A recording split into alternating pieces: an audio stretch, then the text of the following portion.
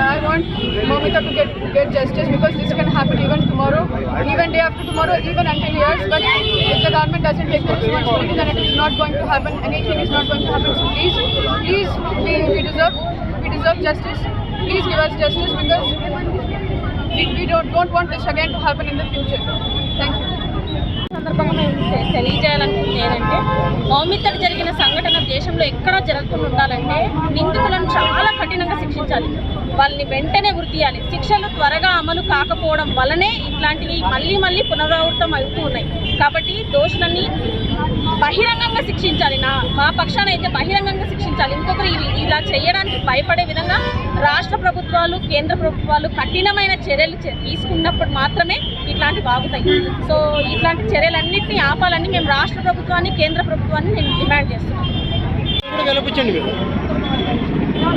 ఇప్పుడు మా దగ్గర ఫార్మాటీ పిల్లలు ఉన్నారు. హాస్పిటల్లో డ్యూటీస్ చేస్తూ ఉంటారు. వాళ్ళు మార్నింగ్ 8 o'clock వెళ్తారు, ఈవినింగ్ 9 దాకా నైట్ డ్యూటీస్ చేస్తూ వాళ్ళు పేషెంట్స్ యొక్క, అక్కడ ఉన్న రోగుల యొక్క పరిరక్షణ తీసుకుంటూ, వాళ్ళని కౌన్సిలింగ్ చేస్తూ, నానా విధములైన సేవలు చేస్తూ కూడా ఇట్లాంటి సంఘటనలు జరిగినప్పుడు పిల్లల యొక్క మనస్తత్వం ఎంత కృంగిపోతుందో మీరు గమనించాలి ఇక్కడ.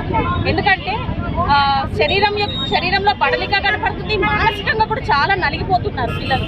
సో ఇట్లా చదువుకునే పిల్లల పట్ల ఇట్లాంటి జరుగుతున్న విషయాలను గమనిస్తే ఎంతో బాధాకరంగా ఉంటుంది. దయచేసి రాష్ట్ర ప్రభుత్వం, కేంద్ర ప్రభుత్వం ఇట్లాంటి వ్యక్తులని నార్మల్గా శిక్షిస్తే సరిపోదండి. వీళ్ళు ఎంత పెద్ద వాళ్ళైనా సరే, ఎమ్మెల్యే కొడుకులైనా, ఎంపీ కొడుకులైనా, పేద ప్రధానమంత్రి అయినా ఎవరినైనా బహిరంగంగా కఠినంగా శిక్షించాలి. వేరే దేశాల్లో అయితే బహిరంగంగా ఉరి తీస్తున్నారు, ఇక్కడ ఏం చెయ్యలేకపోతున్నారు కాబట్టి ఇవి పునరావృతం అవుతున్నాయి. దయచేసి మేము ఈ సందర్భంగా తెలియజేస్తుంది ఏంటంటే, రాష్ట్ర ప్రభుత్వం, కేంద్ర ప్రభుత్వం దీని మీద కఠినమైన శిక్షణ అమలు చేసి వీళ్ళని దోషులను బహిరంగంగా ఉరి తీయాలని కోరుకుంటున్నాం.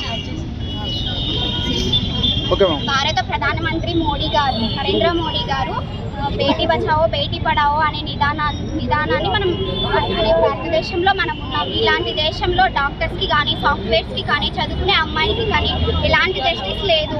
మేము ఇప్పుడు చదువుకుంటున్నాం, రేపటి రోజున మాకు జాబ్ వచ్చి మేము ఎక్కడికైనా వెళ్ళి అక్కడ జాబ్ చేయాలి అని అంటే మాకు రక్షణ ఎక్కడుంది? ఇప్పుడే ఇలా జరిగింది, ఇంకొకరికి జరగచ్చు, నాకు జరగచ్చు, నా ఫ్రెండ్కి జరగచ్చు, ఎవరికైనా జరగచ్చు. ఇది జరగదు అనే నమ్మకం ఎక్కడుంది?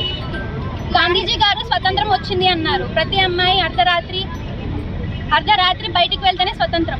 ఇప్పుడు పట్టపగలే బయటికి వెళ్ళలేకపోయిన పరిస్థితి, అర్ధరాత్రి ఇంకే పరిస్థితి ఇంకే అమ్మాయికి రాదని గ్యారంటీ ఏమి?